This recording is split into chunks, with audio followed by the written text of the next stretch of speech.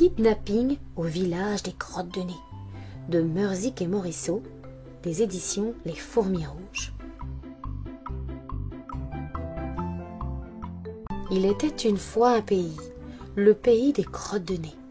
Dans ce pays vivait la famille Boulette. Laisse-moi te la présenter. Valérie, la maman, Michel, le papa. Valérie et Michel ont des enfants, deux adorables crottes de nez de Valérie.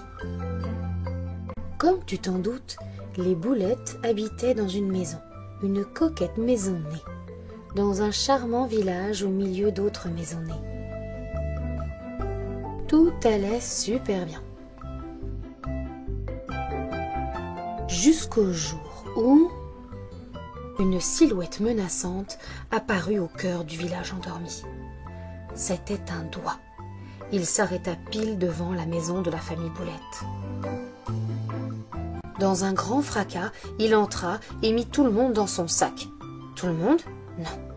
Papy Boulette était justement sorti faire un truc dans le jardin. Horrifié, il assista à cette scène abominable. Très vite, le doigt repartit, puis déboula au campement où l'attendaient ses amis. Quand le sac s'ouvrit, 5 doigts encerclaient la famille Boulette. « N'ayez pas peur, dit l'auriculaire. Nous ne vous ferons aucun mal. Nous voulons juste vous demander un énorme service. Nous donnons demain un récital de piano et aurions besoin d'une sérieuse manucure.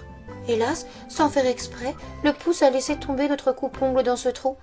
Et nous sommes bien trop replets pour descendre là-dedans. Vous seuls pouvez nous aider. » Étant de nature serviable, les Boulettes acceptèrent tout de suite. Mais devine quoi? Valérie et Michel étaient trop gros eux aussi. Il fallut se rendre à l'évidence. Les enfants descendraient seuls dans le trou. Ils étaient super contents. Avant de se séparer, les Boulettes se firent de gros câlins. Puis Lola et Choco amorcèrent la descente, excités et inquiets à la fois. Le problème, c'est que ce trou n'était pas n'importe quel trou, mais une longue galerie souterraine peuplée de drôles de créatures. Si tu veux toute la vérité, ça n'allait pas être de la tarte pour retrouver ce coupe-ongle. Il fallut interroger chaque habitant.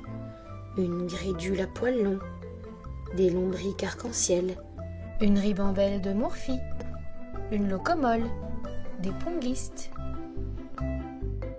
des vers de tresse, une clé douille, un serrurion, une chenille qui redémarre, des salivettes, un mini-cougne, un miamibus, des perlouses, des grues-mornes, des smilous, des toufux, des camarons, une jupiqueur, des diamandines, des chauves-souriantes, des tristounes,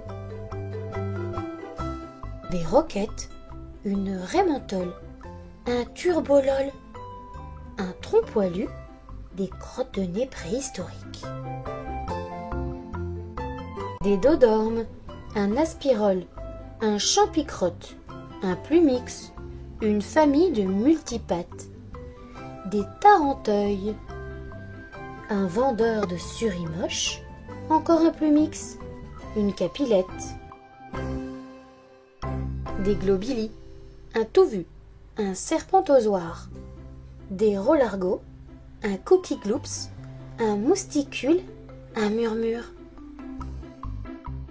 Ils rencontrèrent enfin une souris dégourdie. « Pardi, mais je sais où se trouve votre coupe-ongle, suivez-moi. Ce n'est pas très loin, c'est ici. » Tiens-toi bien, entouré de chenilles, le coupe-ongle trônait sur une table basse. Fous de joie, les enfants effrayèrent les bestioles en entrant bruyamment. Mais lorsque Lola leur raconta toute l'histoire, leur visage changea. Les chenilles n'en revenaient pas. Enfin, elles découvraient l'utilité de cet objet si étrange qu'elles contemplaient sans relâche et qui avait chamboulé leur vie. Les chenilles furent d'accord pour aider Lola et Choco à rapporter le coupe-ongle à ses propriétaires.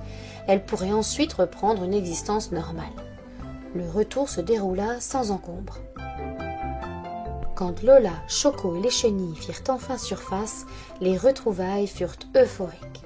Valérie et Michel étaient bien soulagés, on les comprend. Sur le champ, on organisa une séance de manucure. et une fête pleine de saucisses et de musique. À la fin, les doigts élégants saluèrent la famille Boulette et les chenilles, puis foncèrent dans leur camping-car pour arriver à temps au concert. Les Boulettes repartirent tranquillement vers le village des Crottes de Nez. Comme tu vois, tout est bien qui finit bien.